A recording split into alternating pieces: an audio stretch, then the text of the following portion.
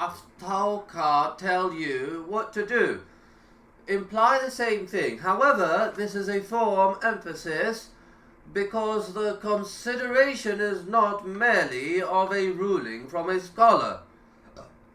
Thought is given here to your own soul. In addition, so if you find your soul at ease with the verdict, such is piety, but if you find your soul disliking the thing, such is a sin. The scholar is not infallible. He could err or respond based on what is apparent without knowing about what is hidden. Regarding the matter, also, the scholar may be a misguided scholar. Scholars are not all the same. So the important thing is that do not rely on the verdict until your soul feels relaxed with it.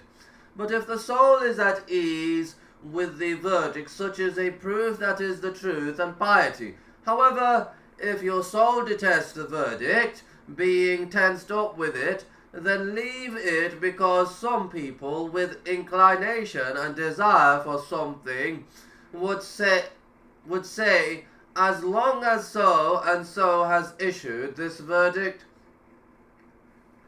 there is nothing upon me, and this is upon him. We say to him, so and so cannot avail you in any way from Allah.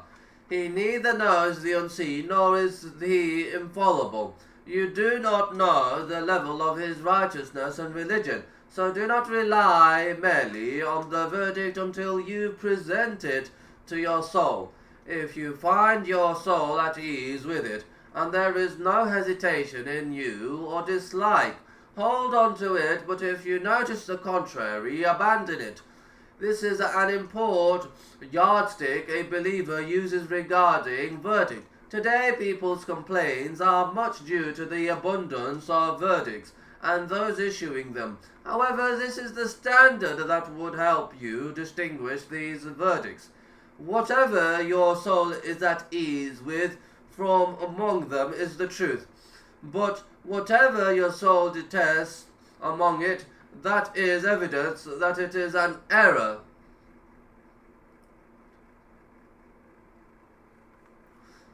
And you are required to avoid it. Do not say so and so issued this verdict. He will be held accountable. He will bear his own sin, and you will bear yours too. He cannot avail you from Allah in any way. You could have embellished the matter to him or said something contrary to reality, and he rules based on what he hears, just as the Prophet used to pass judgment based on what he's heard, since he is human.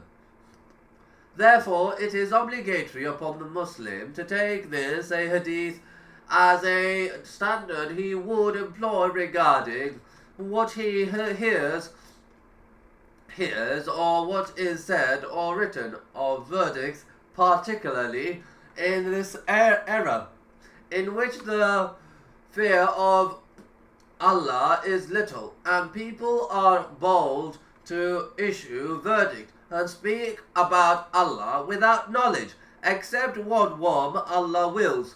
This hadith would be of great benefit in a time like this, and it is equally beneficial at all times. However, whenever one is seriously in need of it, its benefit would be greater. So whatever a Muslim hears of saying and rulings, he should distinguish between them, using this measure of his soul to see what it would be at ease with or detest. However, if someone has evil desires, he would follow views and verdicts, even if his soul does not approve it. He would only accept it and out of obedience to his desires, and undoubtedly this is itself sin. Hadith 28.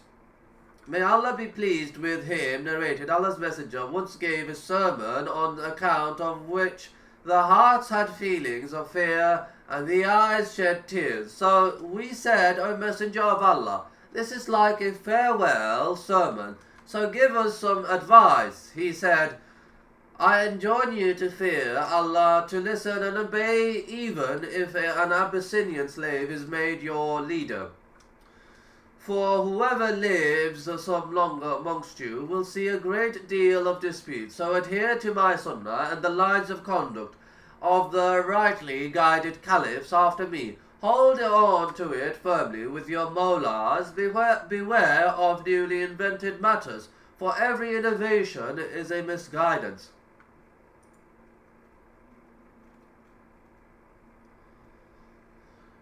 Commentary. In this important hadith, the Prophet delivered a well-spoken admonition to his companions. Admonition is desired, reminding about Allah, the paradise, hellfire, and resurrection. Allah the Exalted said, and speak to them unaffected words. So admonition is really encouraged, unlike those who belittle giving admonitions nowadays, scorning words of advice about the paradise, the fire, resurrection, and gathering. They dispraise these issues as is widespread in the newspapers, and mock the imams and preachers who admonish the people. This is a proof of their hypocrisy, dislike for the truth, and hardness in their heart, and the refuge is with Allah. Allah Exalted said, then what is wrong with them, the disbelievers, that they turn away from receiving admonition as if they were frightened wild donkeys fleeing from a hunter, or a lion, or a beast of prey? He said, a sermon on account of which the hearts had feelings of fear, that is, it panicked, and the eyes shed tears. That is to say, it produced tears. This is from the soundness of his admonition and its effect on the people. It shows what the companions were upon regarding acceptance of admonition, and its effect on them, unlike those who listen to admonition without being influenced by it. Being influenced by admonition is proof of the hearts being saved from hardness. He said, so we said, O Messenger of Allah, this is like a farewell sermon, as if this is showing that your death is near. This is because the custom is that a person would counsel those who leaves behind, whether during journey or death. He said, so give us some advice. He said, I enjoin you to fear Allah, to listen and obey, even if an Abyssinian slave is made your leader. For whoever lives some longer amongst you will see a great deal of dispute. So adhere to my sunnah and the lines of conduct of the rightly guided caliphs. He enjoyed the following issues. Firstly, the fear of Allah by carrying out his obligations and avoiding his prohibitions, hoping for his reward and fearing his punishment. Secondly, listening and obeying the leaders. This is because there is unity therein and the attainment of worldly and religious benefit. If the world is united upon one of the imams and leaders of the Muslims, this would bring about goodness and unity and lack of division. It will also ensure implementation of the prescribed punishments on the sinners, enjoining what is good and forbidding what is evil, judging between the people in differences and halting dissensions that may occur. Safety of life, property, and honor will also be guaranteed, so there will be abundant good. As such, he enjoined listening and obeying the Muslim leaders. But in what is good, if he commands disobedience, he should not be obeyed in the sin. The Prophet had said, there is no obedience to the creature in disobedience to Allah. However, his orders should not be completely rejected. He should not only be obeyed in this sin, while he should be obeyed in other good things. He said, even if an Abyssinian slave is made your leader, this is by way of giving example. The ruler should not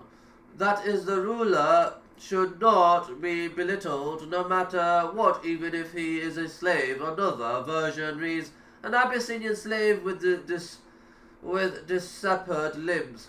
As long as he is the ruler of the Muslims, his personality should not be despised. His position and authority should rather be considered, as long as the matter is conclusively for him, and allegiance is given to him. Obeying him is obligatory, even if some violations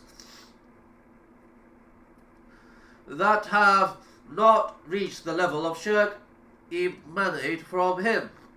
He should still be obeyed because of the benefit in obeying him, and the great harm and evil involved in revolting against him. He should be advised and counseled. That is, one should not be silent about him. He should rather be advised. It is reported in the Hadith, the religion is sincere advice. We said to whom, O Messenger of Allah? He said, to Allah, His book, His messenger, the Muslim leaders, and their common folk. Thirdly, following the Sunnah, when there is disagreement due to his saying, for whoever lives some longer amongst you will see a great deal of dispute, so adhere to my Sunnah. This information from him is one of the signs of his prophethood, for he informed about the future and about something that was yet to happen, and it occurred as he informed. He will see a great deal of dispute, meaning differences in opinions. Saying and actions will emerge in the Ummah. What is the cure if it occurs? The cure is adhering to the Sunnah of the Messenger. The Hadith is similar to the word of Allah.